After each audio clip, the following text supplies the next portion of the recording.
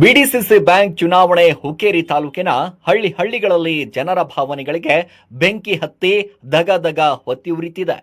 ಹುಕ್ಕೇರಿ ತಾಲೂಕಿನ ಗೌಡವಾಡ ಕೆಪಿಸಿಸಿ ಸದಸ್ಯರ ಹುಕ್ಕೇರಿ ತಾಲೂಕಿನ ಗೌಡವಾಡ ಪಿಕೆಪಿಎಸ್ ಸದಸ್ಯರ ವಾಹನ ಮುಂದೆ ಬಿಡದ ಜಾರಕಿಹೊಳಿ ಜನ ನಾವು ಕೊಟ್ಟ ಹಣ ವಾಪಸ್ ಕೊಡಿ, ನಂತರ ಮುಂದೆ ಹೋಗಿ ಎಂದು ಪಟ್ಟು ಹಿಡಿದಿದ್ದಾರೆ. ಒಟ್ಟು ಸುಮಾರು 2 ಕಿಲೋಮೀಟರ್ ರಸ್ತೆ 1 ಗಂಟೆವರೆಗೆ ಟ್ರಾಫಿಕ್ ಜಾಮ್. ಜಿಲ್ಲೆಯ ಸುತ್ತಮುತ್ತಲಿನ ಪೊಲೀಸರು ಜಮೆ ಈ ಒಂದು ಸಣ್ಣ ಚುನಾವಣೆಗೆ. ತಾಲೂಕಿನ ಜನರ ದಿಕ್ಕು ತಪ್ಪಿಸುತ್ತಿದೆ ಈ ಚುನಾವಣೆ. ಇಲ್ಲಿ ಗುಂಡಾವರ್ತನೆ ಮಾಡುತ್ತಿರುವ ಜನ ನಮ್ಮ ತಾಲೂಕಿನ ಜನ ಅಲ್ಲವೇ ಅಲ್ಲ ಎಂದ ಎಬಿ ಪಾಟೀಲ್.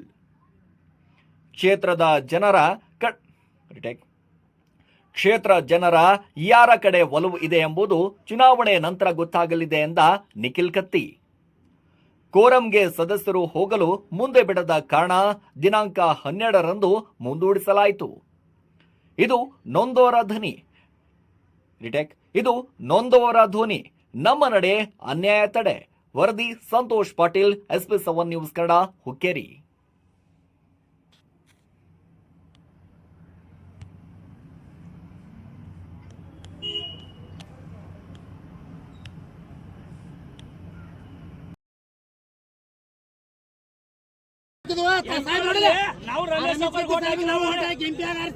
ಇಡೀ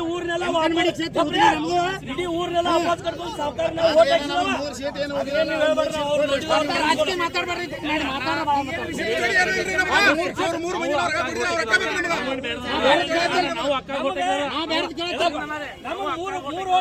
ಮೂರು ಸೀಟ್ ಕೊಡ್ರಿ.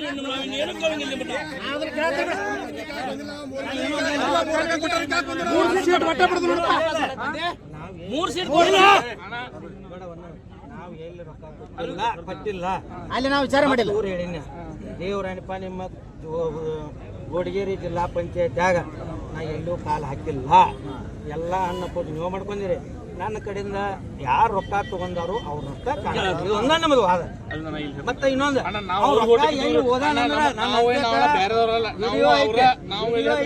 ನಮ್ಗ ಈಗ ರಾಜಕಾರಣ ಇದೆ ಬೇಡ, ಇಲ್ಲಿ ರಾಜಕಾರಣ ತಂದು ಹಚ್ಚಬೇಡ್ರಿ. ದಯಮಾಡಿ ನೀವು ಯಾಕೆ ನಮ್ ಸೀಟ್ ಹೋದ್ರಿ? ನಾವು ರೊಕ್ಕ ಕೊಟ್ಟು ನೀವು ರೊಕ್ಕ ಕೊಟ್ಟು ಸುರೇಶ್ ಸೀಟ್ ಅವರು 11 ಲಕ್ಷ ಹೋದ್ರಿ ನಮ್ಮ ಕಡೆ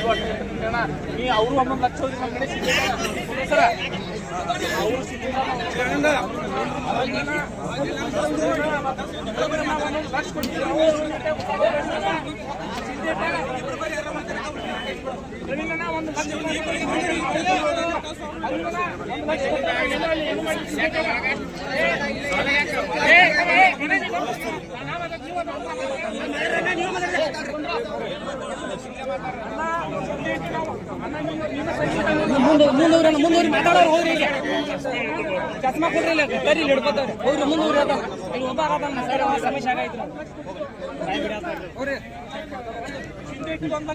ಹೋಗ್ರಿ ಮುಂದೂರಿ ಮಾತಾಡೋರು.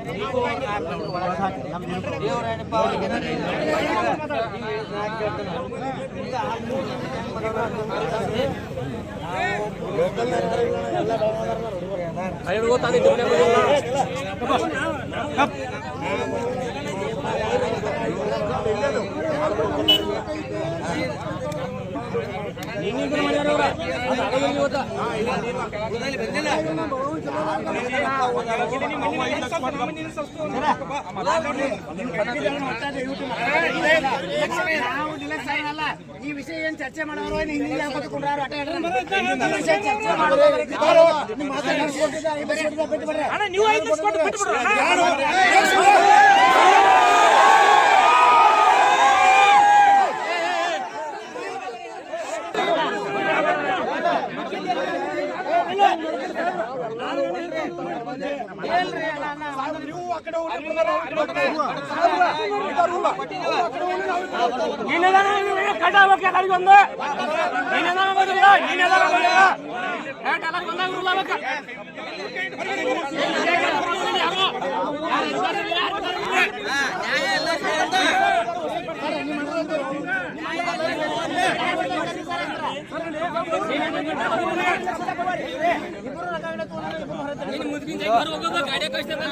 ನಮ್ಮದ ಏನು ತಕರಾರಿಲ್ಲ. ಪಾಪ 4 ಮಂದಿಗೆ ನಾವು ಮಾತಾಡಿಲ್ಲ. 3 ಮಂದಿ ಏನಾದ್ರು ರೊಕ್ಕ ತಗೊಂಡವ್ರಲ್ಲ ಮಾಡಬೇಡ. ನಾನು 7 ಲಕ್ಷ ರೂಪಾಯಿ ಕೊಟ್ಟು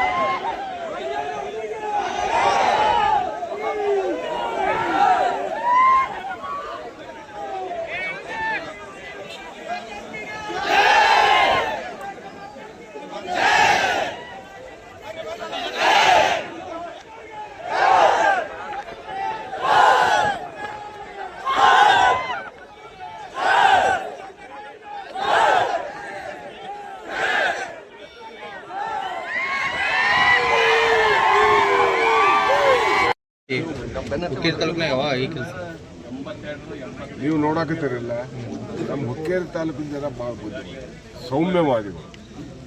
ಹಿಂಗೆ ಈ ರೀತಿ ಗುಂಡಾಗಿರಿ ಅದು ಮಾಡಿ ಕೂಡ ಸಹನೆ ಆಗೋದಿಲ್ಲ. ಅದಾಗೋದ್ರಿಂದ ನಮಗೆ ಪ್ಲಸ್ ಪಾಯಿಂಟ್. ಆಗೋದ್ರೆ ಪ್ಲಸ್ ಪಾಯಿಂಟ್ ಅಂತ. ಹೌದು, ಜನಕ್ಕೆ ಗುರ್ತಾಗಿತ್ತ. ನಿನ್ನ ಮದುವೆ ಹಳ್ಯಾಗ ಏನಾಯ್ತು? ಅಲ್ಲಿ ಗಲಾಟೆ ಹಚ್ತಾರೆ. ಯಾಕ ಅವಶ್ಯಕತೆ ಈಗ ಗೌಡವಾಡದಾಗ ಅವ್ರವ್ರು ಮೀಟಿಂಗ್ ಮಾಡ್ತಾರೆ.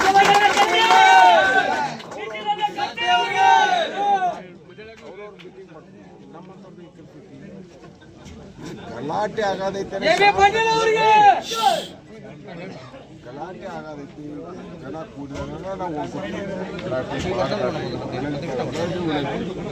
ಯಾರೂ ಕೂಡ ಗಲಾಟೆ ಮಾಡೋದು ಬೇಡ. ಅವ್ರವ್ರು ಮಾಡ್ಕೊಂಡ್ರೆ ಬಿಡಲ್ಲ, ಅವ್ರು ಮಾಡಿ ಏನಾಗ್ತದೆ